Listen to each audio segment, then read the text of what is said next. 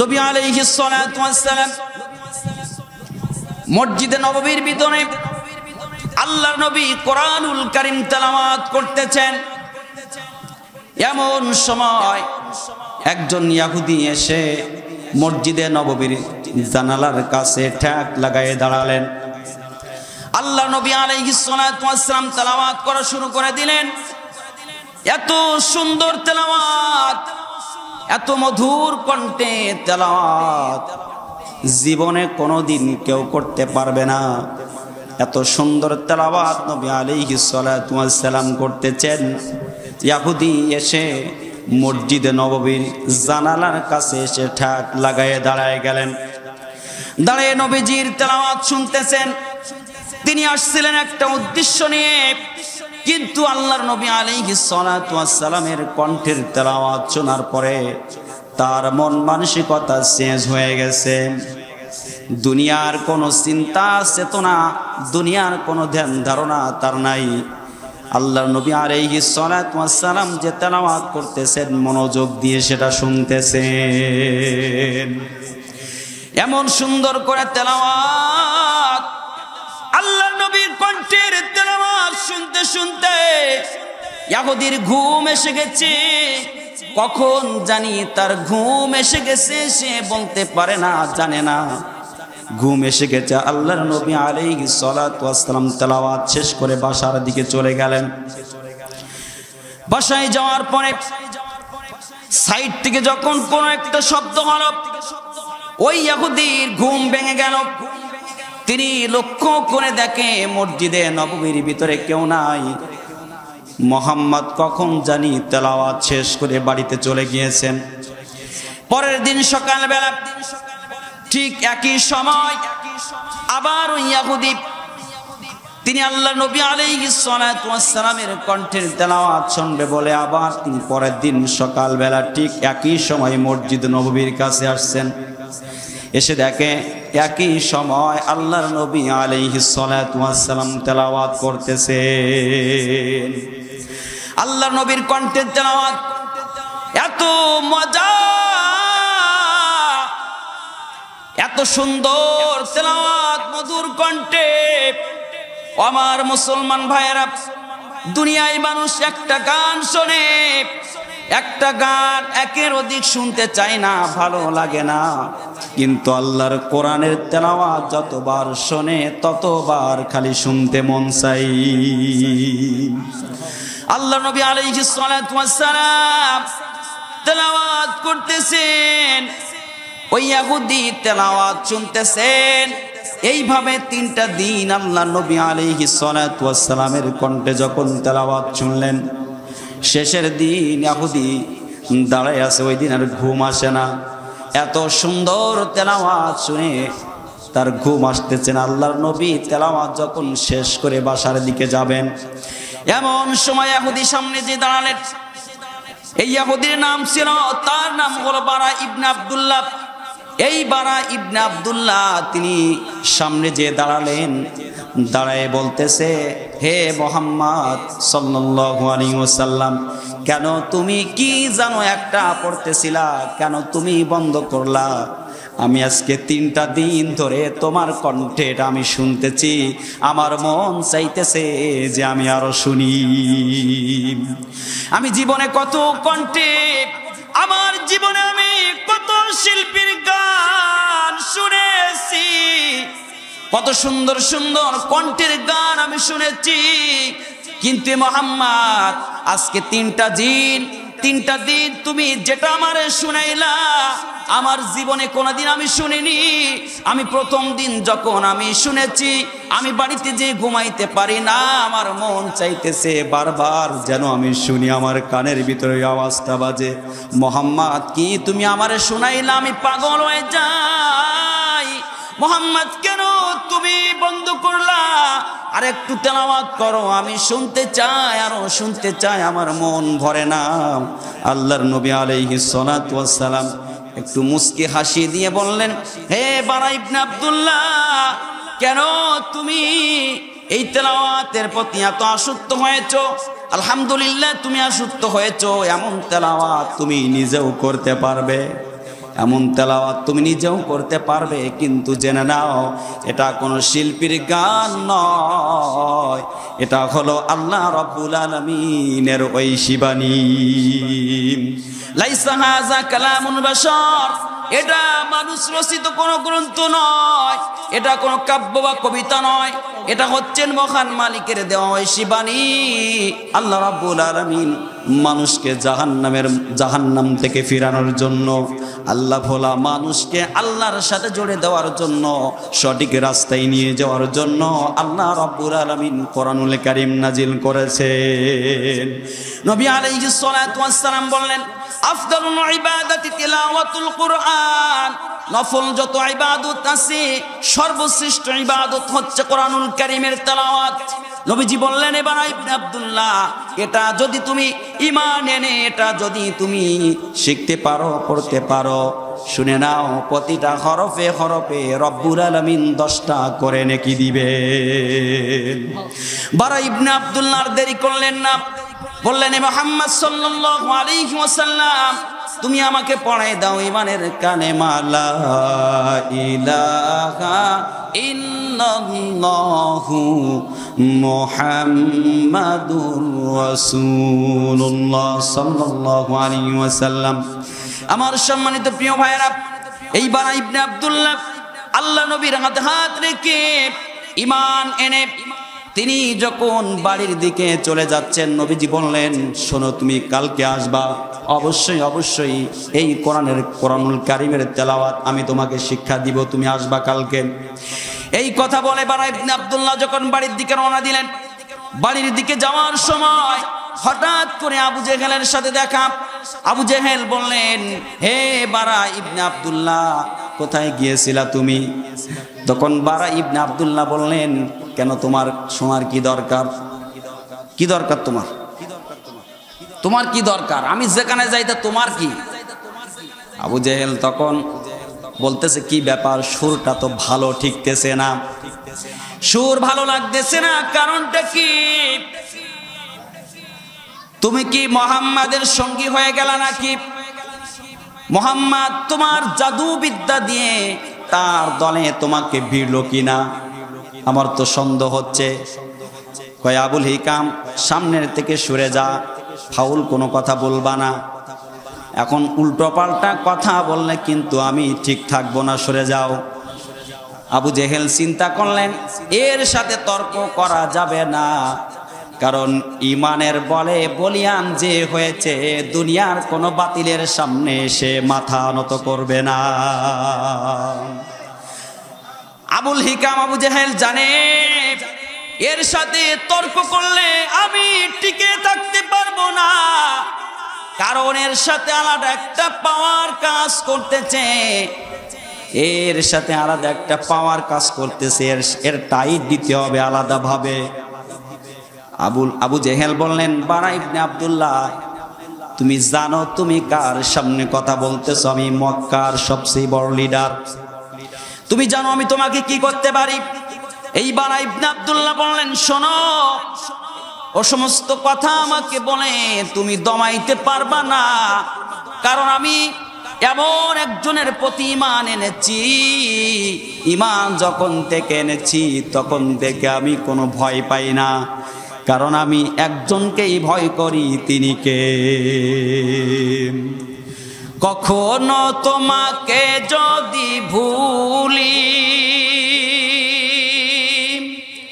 হেদায়েতের আলো দিয়ে নিও কাছে তুলি, বলি আমিন। কখনো তোমাকে যদি ভুলি, হেদায়েতের আলো জেলে নিও কাছে তুলি, ঠাই দিও ও গো প্রভু, ঠাই দিও ও গো প্রভু আমাকে তুমি, তুমি রহমান, তুমি মেহেরবান, তুমি রহমান, তুমি মেহেরবান, অন্ধ গাহে না তবু তোমার গুণগান, অন্ধ গাহে না তবু তোমার জয়গান, বুঝেও বুঝে না তবু শান, কখনো তোমাকে যদি ভুলি হেদায়েতের আলো জেলে নিও কাছে তুলি, কখনো তোমাকে যদি ভুলি হেদায়েতের আলো জেলে নিও কাছে তুলি, ঠাই দিও ওগো প্রভু আমাকে তুমি,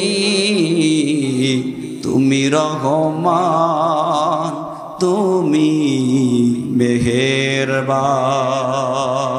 আস্তে কোন মারহাবা। আমার সম্মানিত প্রিয় ভাইয়েরা, বারা ইবনে আব্দুল্লাহ আবু জেহেলের সামনে দাঁড়িয়ে স্পষ্ট ভাষায় জানাই দিলেন, আমি এমন একজনের প্রতি ঈমান এনেছি তাকে সারা দুনিয়ায় আমি কাউকে ভয় করি না।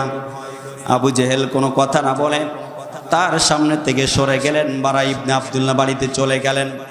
আমার সম্মানিত প্রিয় ভাইয়েরা, পরের দিন সকালবেলা এই বারা ইবনে আব্দুল্লাহ আল্লাহ নবীর সামনে এলেন।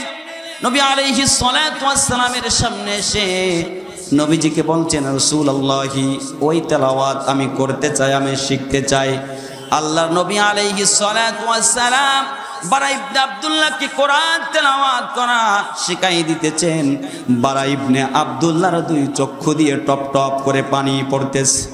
আল্লাহ নবী আলাইহিস সালাতু ওয়াস সালাম বললেন, আব্দুল্লাহ কেন তুমি কাঁদতেছো, কেন কাঁদতেছো, কি হয়েছে তোমার?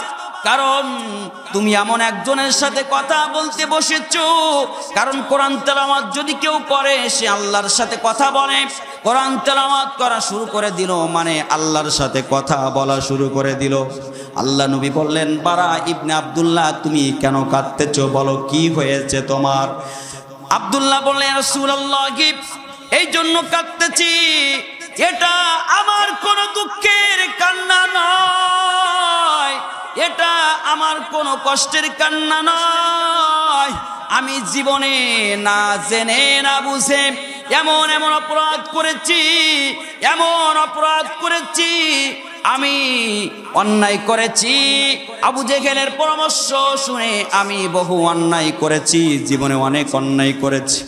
রাসূলুল্লাহ আমি চিন্তা করতেছি আমার জীবনের গুনাহগুলো মাফ হয়ে যাবে কিনা। আল্লাহ নবী আলাইহিস সালাতু ওয়াস সালাম বললেন, এবার ইবনে আব্দুল্লাহ যখন থেকে তুমি আমার হাতে হাত রেখে ওই আল্লাহর প্রতি ঈমান এনেছো, ঈমানের পেয়ালা যখন থেকে তুমি পান করেছো, আল্লাহ রাব্বুল আলামিন তোমার পিছনের সমস্ত গুনাহগুলো আল্লাহ রাব্বুল আলামিন মাফ করে দিবেন। এবার ইবনে আব্দুল্লাহ তুমি এই কোরআনুল কারীম শেখো, তেলাওয়াত করো, আল্লাহ রাব্বুল আলামিন তোমার প্রতিটা হরফে হরফে 10টা করে নেকি আল্লাহ পাক তোমার আমলনামায় দিবেন।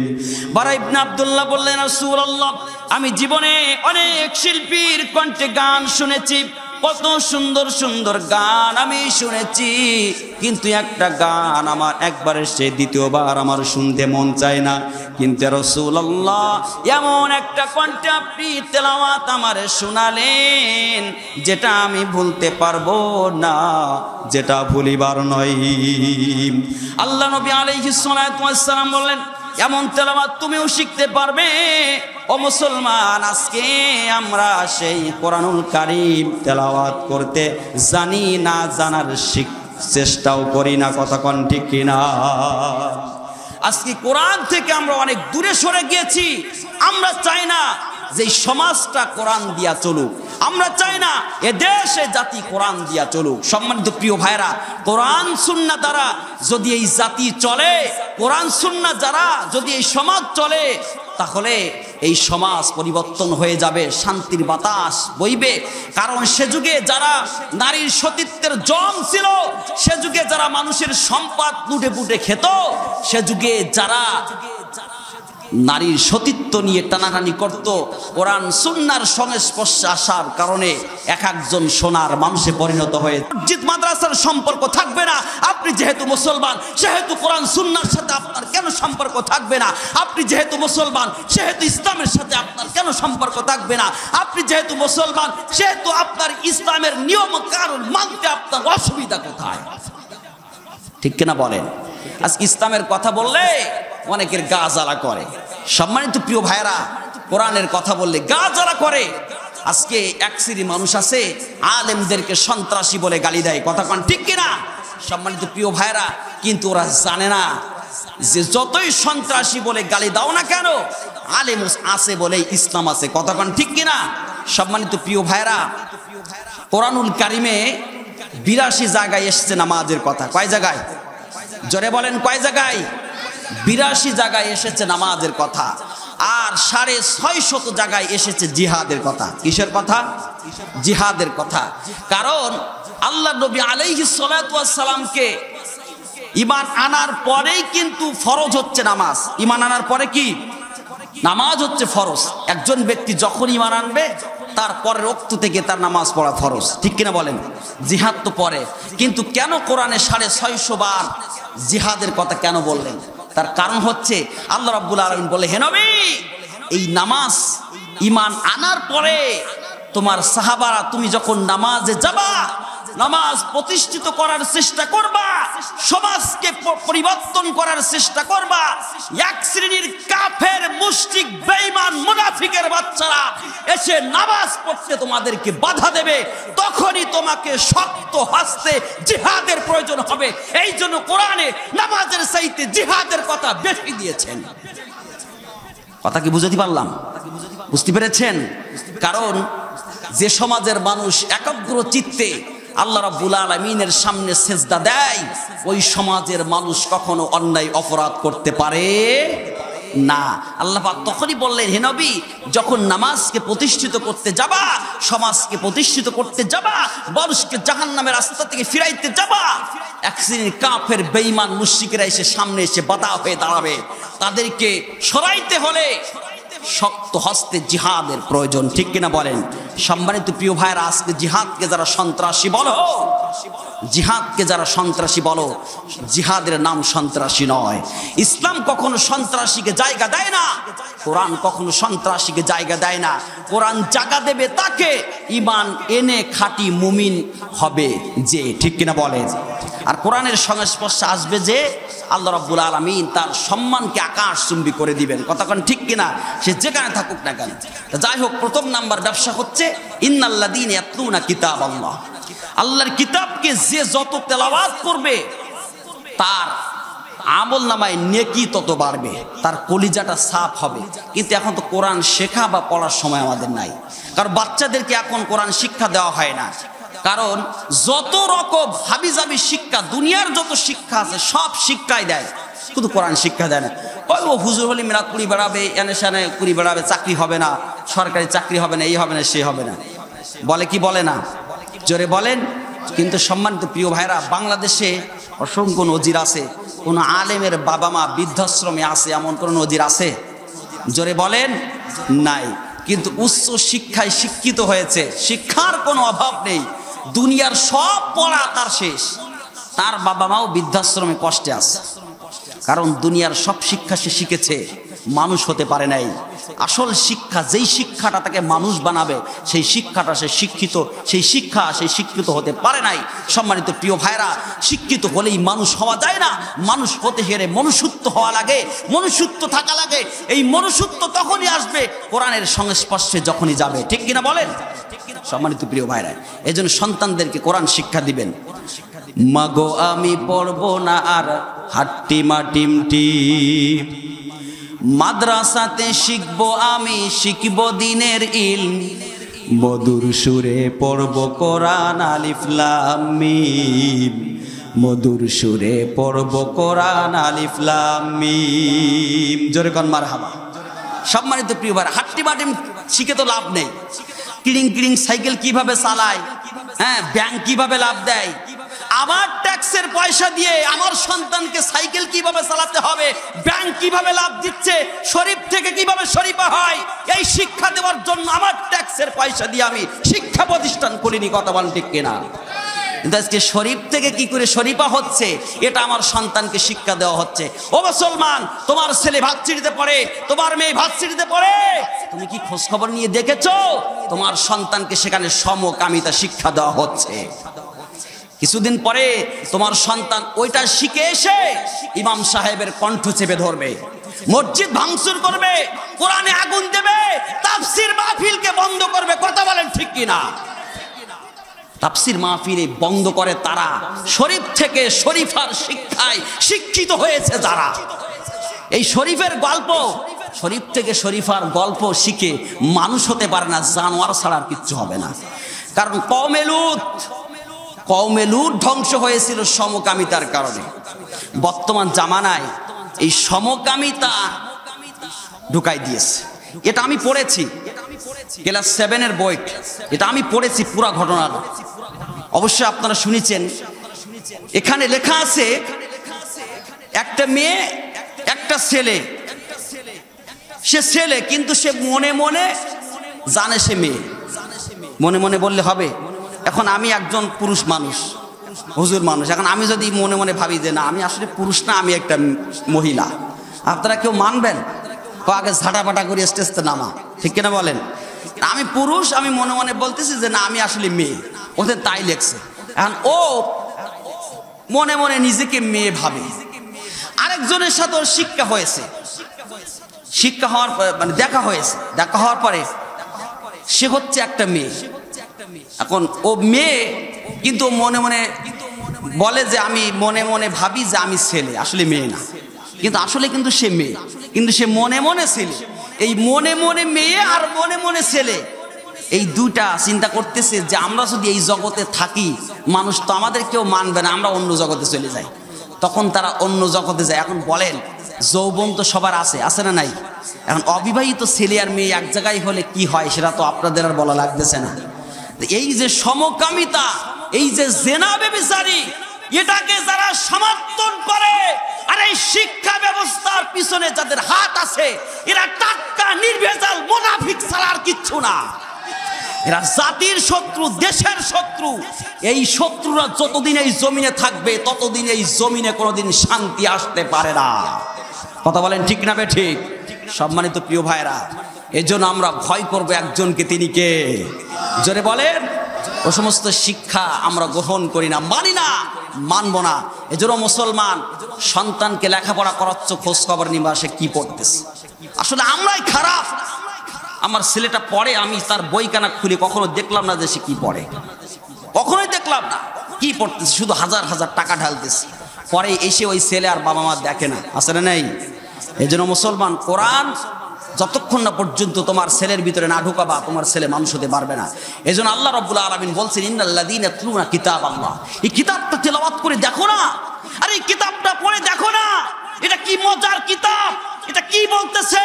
এই কিতাবের সংস্পর্শে যদি আসতে পারো, কসম আল্লাহর সোনার মানুষ হয়ে যাবা। ইহদিনাস সিরাতাল মুস্তাকিমের পথ এমনি এমনি পাওয়া যাবে না, কোরআন সুন্নাহকে জীবনে ধারণ করতে হবে। তাহলে প্রথম নাম্বার ব্যবসা কি? কিতাবকে তেলাওয়াত করা, মনে থাকবে তো ইনশাআল্লাহ। দ্বিতীয় নাম্বার ব্যবসা হচ্ছে ওয়া আকামুস সালাহ। দ্বিতীয় নাম্বার ব্যবসা হলো আকামুস সালাহ। রব্বুল আলামিন বললেন যারা একাগ্র চিত্তে নামাজ আদায় করবে, আমি রব্বুল আলামিন তাদেরকে মুমিন করে দিব। একজন বান্দা যখন নামাজে দাঁড়ায় যায়, আল্লাহু আকবার বলে যখন নামাজে দাঁড়ায়, আল্লাহ নবী আলাইহিস সালাতু ওয়াস সালাম বলছেন নামাজে দাঁড়ালো মানে সে আল্লাহর সাথে কথা বলা শুরু করে দিল। আল্লাহ রাব্বুল আলামিন বললেন বান্দা যখন আল্লাহু আকবার বলে নামাজে দাঁড়ায় যায়, বান্দা নামাজে থাকে যতক্ষণ আল্লাহ রাব্বুল আলামিনের রহমতের দৃষ্টি থাকে ততক্ষণ। জীবনের পথে আমি বকুলের মতো যদি সরে যায়, রঙিন আলোর মাঝে নিজেকে হঠাৎ যেন কখনো হারাই। জীবনের পথে আমি বকুলের মতো যদি ঝরে যায়, রঙিন আলোর মাঝে নিজেকে হঠাৎ যেন কখনো হারাই। তবুও খোদা তুমি তোমার দিনের পথে ফিরায়ো আমায়। জীবনের পথে আমি বকুলের মতো যদি ঝরে যায়, রঙিন আলোর মাঝে নিজেকে হঠাৎ যেন কখনো হারায়। মিশে শুধু আকারণ এই হাসি গান, মায়া শুধু ছলনা হে আমার প্রাণ। কখনো তোমাকে যদি আমি ভুলে যাই,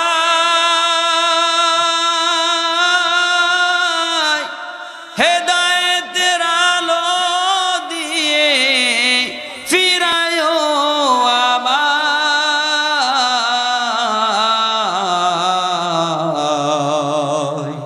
জীবনের পথে আমি বকুলের মতো যদি ঝরে যায়, রঙিন আলোর মাঝে নিজেকে হঠাৎ যেন কখনো হারাই। লা ইলাহা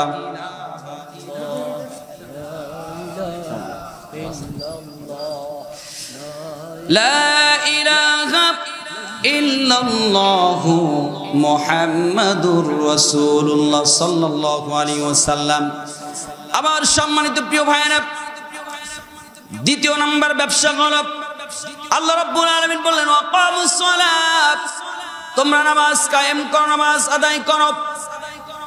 নামাজ যখন কোন বান্দা পড়া শুরু করে দেয়, আল্লাহ রাব্বুল আলামিন ওই বান্দার জিম্মাদার হয়ে যায়। নবী আলাইহিস সালাতু ওয়াস সালাম বললেন as-salatu khamsun al-jumu'atu al-jumu'ah, এক জুমা থেকে আরেক জুমা পর্যন্ত 5 ওয়াক্ত নামাজ যদি কোনো বান্দা পড়ে, এক জুমা থেকে আরেক জুমা পর্যন্ত বান্দার সমস্ত সগীরা গুনাহগুলো আল্লাহ রাব্বুল আলামিন মাফ করে দেয়। আল-জুমআতু আল-জুমআ ওয়া রমাদানু ইলা রমাদান মুকাফফারাতুম মা বাইনাহুন্না ইদিন তানাবাল কাবাইর। নবী আলাইহিস সালাতু ওয়াস সালাম বললেন, এক রমজান থেকে আরেক রমজান পর্যন্ত বান্দা যদি 5 ওয়াক্ত নামাজকে ঠিকঠাক ভাবে পড়ে, নবীজি বললেন এক রমজান থেকে আরেক রমজান পর্যন্ত আল্লাহ রাব্বুল আলামিন তার জীবনের সমস্ত সগীরা গুনাহগুলো মাফ করে দিবেন। রব্বুল আলামিন বলেন ওয়ামুর আহলাকা বিস-সালাতি ওয়াসতাবির আলাইহা, হে নবী আপনি আর আপনার পরিবারস্থ সবাইকে নামাজের হুকুম দিন, আপনিও নিজে এই ব্যাপারে যত্নবান থাকুন। রিজিক আমি আপনার কাছ থেকে চাই না, আমি রব্বুল আলামিন আপনাকে রিজিক দান করব। জোরে কোন সুবহানাল্লাহ। রব্বুল আলামিন বললেন ফাইদা কুদিয়াতিস সালাতু ফান্তাশিরু ফিল আরদি ওয়াবতাগু মিন ফাদলিল্লাহ। রব্বুল আলামিন বললেন ফাইদা কুদিয়াতিস সালাত, যখন তোমরা ফজরের নামাজ আদায় করো, নামাজ শেষ করে তোমরা জমিনে ছড়াই পড়ো, আল্লাহ রাব্বুল আলামিনের প্রদত্ত হালাল রিজিক থেকে তোমরা অন্বেষণ করো। রিজিকের মালিক কে? ও বান্দারা, রিজিকের মালিক, রিজিক কিন্তু রিজিকের ফয়সালা কিন্তু জমিন থেকে হয় না, রিজিকের ফয়সালা হয় আসমান থেকে। কে কোন সময় কোথায় খাবে, কার রিজিক কোথায়, এই ফয়সালা কিন্তু জমিন থেকে হয় না, এই ফয়সালা হয় আসমান থেকে।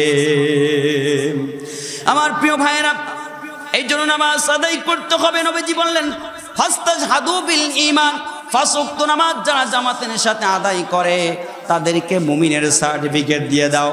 আবার কিন্তু 5 ওয়াক্ত নামাজ পড়লেই কিন্তু মুমিন হওয়া যাবে? শুধু 5 ওয়াক্ত নামাজ পড়লেই কিন্তু মুমিন হওয়া যাবে? একজন ব্যক্তি শুধু নামাজ পড়ে আর কিছু না, মুমিন হতে পারবে? কারণ নামাজের ভিতরেই ইসলামের সীমাবদ্ধ না, আরো কিছু কাজ আছে না নাই? জোরে বলেন। পূর্ণাঙ্গ জীবন ব্যবস্থা, পূর্ণাঙ্গভাবে জীবন ব্যবস্থা হিসাবে ইসলামকে নিতে হবে, কোরআনকে নিতে হবে। সম্মানিত প্রিয় ভাইরা, এই জন্য শুধু নামাজ, বর্তমান সময় নামাজও পড়ে সুদও খায়, আছে না নাই? জোরে বলেন। আর বর্তমান সুদ গুড় যারা বেশি খায় এরা বেশি নামাজ পড়ে। কারণ বর্তমান সময় মসজিদ মাদ্রাসার সভাপতি হয় তারা, সুদ ঘুষ আর দুর্নীতিবাজ হয় যারা। আপনাদের মসজিদ মাদ্রাসার সভাপতি ঠিক আছে, মনে হয় মাদ্রাসার সভাপতি আমার বড় ভাই হাবিবুর ভাই। হাবিবুর ভাইয়ের আত্মীয় আমার মসজিদের পাশে, ভাই আমার মসজিদে আমার পিছনে অনেকবার নামাজ পড়েছে। আল্লাহ তাআলা তাকে নিয়ে খায়াত দান করুক বলি আমি। সম্মানিত প্রিয় ভাইরা, আপনাদের সভাপতি সাহেব ভালো, তা না হলেই এত বড় একটা প্রতিষ্ঠান হতো না, ঠিক না বলেন? কিন্তু এমন এমন জায়গায় আছে মসজিদ মাদ্রাসার সভাপতি হয় তারা, সুদখোর ঘুষখোর দুর্নীতিখোর জেনাখোর হয় তারা। কথা বলেন ঠিক না? ঠিক জোরে বলেন। কারণ সুদ খেয়ে খেয়ে এত টাকা বানিয়েছে, এখন ও যা থাক ওর সভাপতি বানাইতে হবে। কেন? ওর কাছে টাকা পাওয়া যাবে। কিন্তু একজন দিনদার মানুষ যে, তার কোনো চার্জ নেই। কারণ আল্লাহ নবী বলছেন, আল হাসবুল মাল ও আকরাবুত তাকওয়া, দুনিয়াওয়ালাদের কাছে টাকাওয়ালারাই প্রিয়, কিন্তু জেনে রেখো মাওলার কাছে তাকওয়াবানরাই প্রিয়। সুবহানাল্লাহ বলি। দুনিয়ায় একজনের টাকা আছে বলে আপনার কাছে প্রিয় হয়ে গেল, সে শিক্ষিত কিনা আপনি দেখলেন না, সে দুর্নীতিবাজ কিনা আপনি দেখলেন না, সে নামাজি কিনা আপনি দেখলেন না, সে আলেম ওলামাকে পছন্দ করে কিনা আপনি দেখলেন না, ইসলামকে পছন্দ করে কিনা আপনি দেখলেন না, তাকে আপনি সামনে এগিয়ে দিলেন কারণ তার টাকা আছে। কিন্তু আল্লাহ পাক বলছেন, কার টাকা আছে কার নাই এটা আমার দেখার বিষয় নয়, আমার কাছে ওই ব্যক্তি সবচাইতে বেশি প্রিয়, আমার কাছে ওই ব্যক্তি সবচাইতে দামি যার ভিতরে সবচাইতে বেশি তাকওয়া আছে, যার ভিতরে সবচেয়ে বেশি আমি মালিকের ভয় আছে। সম্মানিত প্রিয় ভাইরা, এই যে অর্থের কাছে কিছুই না, অর্থ আজ আছে কাল নাই, ঠিক না বলেন? অর্থ আজ আছে কাল নাই। সম্মানিত প্রিয় ভাইরা, এই জন্য আমরা অর্থের পিছনে দৌড়াবো না। সাহাবায়ে কেরামের কাজ ছিল দ্বীনের পিছনে দৌড়ানো, আর বর্তমান সময় আমাদের কাজ হচ্ছে দুনিয়ার পিছনে দৌড়ানো। কি কত বড়লোক হতে পারবে, কে কত টাকার মালিক হতে পারবে। নামাজ পড়ার সময় নেই, নামাজ রোজা করার সময় নাই। ওরে মানুষ ওই চোবে ঘুষ দুনিয়ার পিছে, কি জবাব দিবি রে তুই আল্লাহর কাছে? ভাই কি জবাব দিবি রে তুই আল্লাহর কাছে?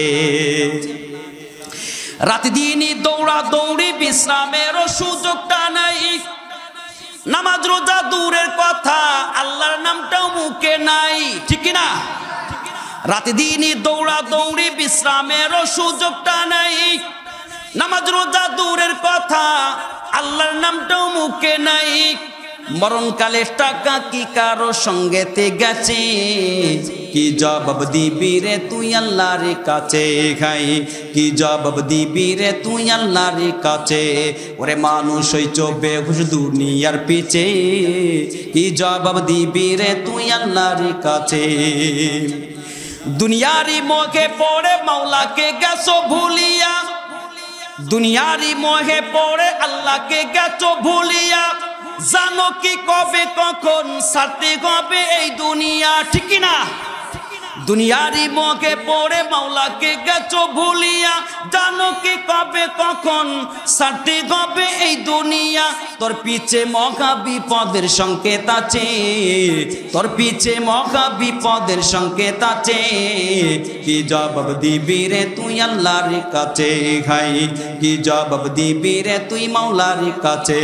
ওরে মানুষ ওই চোবে ঘুষ দুনিয়ার পিছে, কি জবাব দিবি রে তুই আল্লাহর কাছে? হারাম হালাল না মানিয়া কত টাকা করছো কামাই, এত টাকা রাখবা কোথায়? কাপনের তো পকেট নাই, আছে নাকি? টাকা নিয়ে যাওয়ার মতো কাপনের কোনো পকেট আছে? হারাম হালাল না মানিয়া কত টাকা করছো কামাই, এত টাকা রাখবা কোথায়? কাপনের তো পকেট নাই। টাকা পয়সা লইয়া কি কেউ কবরে গেছে? টাকা পয়সা লইয়া কি কেউ কবরে গেছে? কি জবাব দিবি রে তুই আল্লাহর কাছে ভাই? কি জবাব দিবি রে তুই আল্লাহর কাছে? ওরে মানুষ ওই চোপে ঘুরে দুনিয়ার পিছে, কি জবাব দিবি রে তুই মাওলার কাছে ভাই? কি জবাব দিবি রে তুই মাওলার কাছে? সম্মানিত প্রিয় ভাইরা, জবাব দিতে হবে কি হবে না? জোরে বলেন। দাঁড়াতে হবে, আল্লাহর সামনে দাঁড়াতে হবে। দাঁড়াও। কে তুমি? দাঁড়াও। কই যাও? আল্লাহ আমি সব করেছি, নামাজ পড়েছিলাম, রোজা রেখেছিলাম। নবী আলাইহিস সালাতু ওয়াস সালাম বলেন, ওয়া ইন সামা ওয়া সাল্লা ওয়া জামা আন্নাহু মুসলিম। যারা কোরআনের বিরুদ্ধে চলে তারা যত বড় নামাজি হোক না কেন, যত বড় রোজাদার হোক না কেন, আন্নাহু মুসলিম, তারা মুসলিম নয়। ঠিক কিনা বলেন? সম্মানিত প্রিয় ভাইরা, দাঁড়াও। কই যাও? সব করেছিলা, কোরআনের বিরুদ্ধে চলেছো। শুধু নামাজ পড়লেই ইমানদার হওয়া যায় না, পূর্ণাঙ্গ জীবন ব্যবস্থা হিসেবে কোরআনকে নিতে হবে। কথা বলেন ঠিক কিনা? এই জন্য 5 ওয়াক্ত নামাজ আজকে থেকে মৃত্যুর আগ পর্যন্ত পড়বেন। কে কে হাত তুলে দেখান? লিল্লাহি তাকবীর। অনেক ভাইয়েরা হাত তুলিনি। ও ভাই, হ্যাঁ বাবু, আমার হাবিবুর ভাই তো নামাজ পড়ে, অসুবিধা নেই। অনেকের সামনে তুলিনি, তার মানে দেখতে যদি তুললি নামাজ পড়া লাগে হাত নামান। ও ভাই, এই তোলা মানেই পড়তে হবে তা নয়। আপনি হাত তুললেন, আল্লাহ যদি কবুল করে তাহলে নামাজ পড়তে পারবেন। কারণ মসজিদে সবাই যেতে পারে না। মসজিদে যেতে গেলে কপাল লাগে, কপাল। যারা হাত তোলো নাই আমি দেখতে পাচ্ছি তাদের কপাল পোড়া গন্ধ বেরোচ্ছে। অত সোজা না। মসজিদে সবাই জাতি পারে না, মসজিদে যায় তারা। আল্লাহর মাহবুব বান্দা হয় যারা। আল্লাহ যদি মসজিদে না নেয়, আজান শোনার পরে যদি মসজিদের দিকে মন না যায়, বুঝবা যে তোমার কপাল শেষ, তোমার জীবন জিন্দেগি শেষ, কপাল পুড়ে গেছে। মাঠের দিকে যাইতে মনে চায়, ব্যবসার দিকে মনে চায়, সিনেমা হলের দিকে মন চায়, গান বাজনা সিনেমার দিকে মন চায়। আজান দিলি মসজিদে যাওয়ার সময় নেই। কাপড় খারাপ। যারা বুড়ো বয়সে কয় কাপড় খারাপ, আমি মনে করি এরা 2 বছরের বাচ্চার মতো প্রস্রাব পায়খানা করে কাপড়ে। কথা বলেন ঠিক না বে ঠিক? তাই যদি না হবে তাহলে কাপড় খারাপ কথা বলবে কেন? ডাইন হাত, বা হাত আর অজুহাত, এই অজুহাত যারা খারাপ করো কিয়ামতের দিন বসবা ঠালা। কথা বলেন। কারণ যে নামাজ পড়ে না সে মুসলমান নয়। বাইনাল আব ওয়া বাইনাল কুফরি তারকিস সালাহ। মুসলমান আর কাফেরের মধ্যে পার্থক্য হচ্ছে নামাজ। তারা নামাজ পড়ে না আর আমরা পড়ি। কথা বুঝতে পেরেছেন? আপনি মুসলমান, অথচ আপনার মসজিদে পাওয়া যাচ্ছে না। কথা বলেন। আজান দিলে আপনি লেপ বালিশ খাতা কম্বল নিয়ে পড়ে থাকেন। ও মুসলমান, আজকে এই শীতের রাত্রে কম্বল ছাড়া ঘুমাইতে পারো না, এই শীতের রাত্রে লেপ ছাড়া ঘুমাইতে পারো না, এই শীতের রাত্রে তোশক ছাড়া ঘুমাইতে পারো না। কিন্তু তুমি জানো না, এখনই যদি তোমার মৃত্যু হয়ে যায়, তোমাকে মাটির উপরে শোয়াই দেওয়া হবে, ঠান্ডার ভিতরে শোয়াই দেওয়া হবে, কাটা মাটির ভিতরে শোয়াই দেওয়া হবে। তখন লেপ খাতা কম্বল বালিশ কোথায় যাবে? এদের সম্মানিত প্রিয় ভাইরা, যে যত বেশি আল্লাহর সামনে সেজদা দেবে, মহান মালিক তার ততটা জিম্মাদার হয়ে যাবে। বলি সুবহানাল্লাহ। 3 নম্বর ব্যবসা হলো, রব্বুল আলামিন বললেন, ওয়া আনফাকু মিম্মা রাযাকনাহুম সিররাও ওয়া আলানিয়াতান ইয়ারজুনা তিজারাতান লা তাবুর।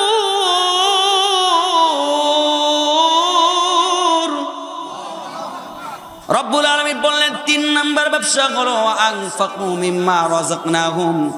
আল্লাহ পাক বললেন, তোমাদেরকে যে রিজিক দেওয়া হয়েছে, তোমাদের প্রয়োজন মেটানোর পরে বাকি অংশটুকু তোমরা আল্লাহর ব্যাংকে জমা করো, দান করে দাও। গরিব, অসহায়, অনাথ, মসজিদ, মাদ্রাসা, মাহফিল, এ সমস্ত জায়গায় তোমরা সহস্তে দান করো। পকেট উজাড় করে যারা আল্লাহ রাস্তায় দান করবে, আল্লাহ রাব্বুল আলামিন তাদের পকেটকে ভরায় দিবেন। ও মুসলমান, আজকে তুমি লক্ষ লক্ষ কোটি কোটি টাকা ব্যাংকে, দুনিয়ার ব্যাংকে জমা করে যাও, একটা কথা শুনে নাও, মরার সাথে সাথে তোমার ছেলে মেয়ে ওই টাকা পয়সা নিয়ে মারামারি করা শুরু করে দিবে। ওই টাকা দ্বারা তোমার কোনো ফায়দা হবে না। ছোট্ট একটা উদাহরণ আপনাদের সামনে আমি আজকে পেশ করে যাই। আল্লাহর নবী আলাইহিস সালাতু ওয়াস সালাম মসজিদে নববীতে বসে আছেন, সাহাবায়ে কেরাম সামনে বসে আছেন, বুখারী শরীফের হাদিস। ভালো করে লক্ষ্য করবেন, আল্লাহ নবী বললেন, আমার সাহাবারা, তোমাদের সামনে ছোট্ট একটা উদাহরণ আমি পেশ করতেছি। উদাহরণস্বরূপ ঘটনা হলো, একজন ব্যক্তির 3 জন ভাই ছিল। এই 3 জন ভাই, ওই ব্যক্তি যখন অসুস্থ হয়ে গেছে, অসুস্থ হয়ে যাওয়ার পরে প্রথম ভাইকে ডেকে বলতেছে, ভাই গো, আমি তো অসুস্থ হয়ে গেছি, আমি দুনিয়া ছেড়ে চলে যাব, আর বেশি দিন বাঁচবো না। ভাই আমার উপায় কি হবে? আমার কি হবে উপায়? আল্লাহ নবী আলাইহিস সালাতু ওয়াস সালাম বললেন, সে যখন প্রথম ভাইকে ডেকে বললেন, আমি তো দুনিয়া ছেড়ে চলে যাব, আমার ব্যাপারে কিছু ভেবেছো কিনা? প্রথম ভাই বললেন, শুনে নাও, তুমি যখন দুনিয়া ছেড়ে চলে যাবে তখন আমি অন্যের হয়ে যাব। আমার প্রিয় ভাইরা, নবী আলাইহিস সালাতু ওয়াস সালাম বলেন, ভালো করে খেয়াল করেন, এই প্রথম ব্যক্তি প্রথম ভাইকে ডাক দিয়ে বলতেছে, ভাই গো, আমি তো মারা যাব, আমার ব্যাপারে তোমরা কিছু ভেবেছো কিনা? প্রথম ভাই বললেন, তুমি মরার সাথে সাথে আমি অন্যের হয়ে যাব। এবার দ্বিতীয় ভাইকে ডাক দিয়ে বললেন, ভাই, আমি তো দুনিয়া ছেড়ে চলে যাব, আমার ব্যাপারে তুমি কিছু ভেবেছো কিনা? বলতেছে, ভাই, তুমি মরার পরে আমরা কবর পর্যন্ত যাব, তোমার লাশটাকে কাঁধে করে নিয়ে, তোমার লাশকে কাঁধে করে কবর পর্যন্ত যাব, আমরা কবরে রেখে চলে আসব, তোমার গুছ গাছ করে দিয়ে জানাজা দিয়ে দাফন কাফন করে চলে আসব। নবীজি বললেন, 3 নাম্বার ভাইকে ওই ব্যক্তি ডাক দিলেন, দিয়ে বললেন, ভাই, আমি তো মারা যাব, দুনিয়া ছেড়ে চলে যাব, আমার ব্যাপারে কোনো কিছু ভেবেছো কিনা? তখন বলতেছে, তুমি মারা যাওয়ার সাথে সাথে কবরে, হাসরে, পুলসিরাতে, মিজানে, সব জায়গায়, এমনকি জান্নাতেও আমি তোমার সাথে যাব। নবীজি এবার প্রশ্ন করলেন, আমার সাহাবারা, তোমরা বলো তো, এই 3 জন ভাইয়ের ভিতরে ওই ব্যক্তির কোন ভাইটা সেরা? তখন সাহাবারা বললেন, ইয়া রাসূলুল্লাহি, ওই 3 জন ভাইয়ের ভিতরে শেষ ভাইটা হলো তার সেরা। যেই ভাই বললেন, তোমার কবরে, মিজানে, হাসরে, পুলসিরাতে আমরা যাব, ওই ভাইটা হলো তার কাছে সবার চাইতে সেরা। নবীজি বললেন, এবার তোমরা রহস্য শুনে নাও। এই 3 জন ভাইয়ের ভিতরে প্রথম যে ভাই বলল যে তুমি মরার সাথে সাথে আমি অন্যের হয়ে যাব, এই ভাই হলো তার অর্থ সম্পদ। সে যখন মারা যাবে তার অর্থ সম্পদগুলো অন্যের হয়ে যাবে। আমার প্রিয় ভাইরা, মাল সম্পদ যা জমা করে যাচ্ছ, এই সম্পদ তোমার থাকবে না, ওইটাই তোমার কাজে লাগবে, যেটা তুমি আল্লাহর ব্যাংকে জমা করে রাখবা। নবীজি বললেন, প্রথম নাম্বার ভাই হলো তার সম্পদ, মরার সাথে সাথে অন্যের হয়ে যাবে। সুদ, ঘুষ, দুর্নীতি এবং অন্যায় করে করে, হারাম পথে উপার্জন করে করে যে সম্পদগুলো সে জমা করে রেখে যাচ্ছে, ওই সম্পদ মরার সাথে সাথে সাফ হয়ে যাবে, কবরের ভিতরে তাকে দংশন করবে এবং অন্যের হয়ে যাবে। আমার প্রিয় ভাইরা, আজকে এমন এমন বোকা মানুষ আছে যারা নিজেকে জাহান্নামী বানায়, পরিবারকে সুস্থ রাখার জন্য নিজেকে জাহান্নামী বানায়, অর্থাৎ সন্তান, স্ত্রী, তাদেরকে, পরিবারকে সুস্থ রাখার জন্য কত অন্যায় পথ বেছে নিচ্ছে, ঠিক কিনা? 3 নাম্বার হলো, 3 নাম্বার যেই ভাই বললেন, আমি কবরে, মিজানে, হাসরে, ফুলসিরাতে সব জায়গায় তোমার সঙ্গে থাকবো, আমার সাহাবারা শুনে নাও, ওই ভাই হলো তার ঈমান। ঈমানের পথে বলিয়ান থেকে তোমার পথে রেখো মালিক, তোমার পথে রেখো। ঈমানের পথে বলিয়ান্তি কে তোমার পথে রেখো, তোমার পথে রেখো। বলি আমি। নবী আলাইহিস সালাতু ওয়াস সালাম বললেন শেষ ভাই হলো তার ঈমান, এজন্য ঈমান বড় প্রয়োজন।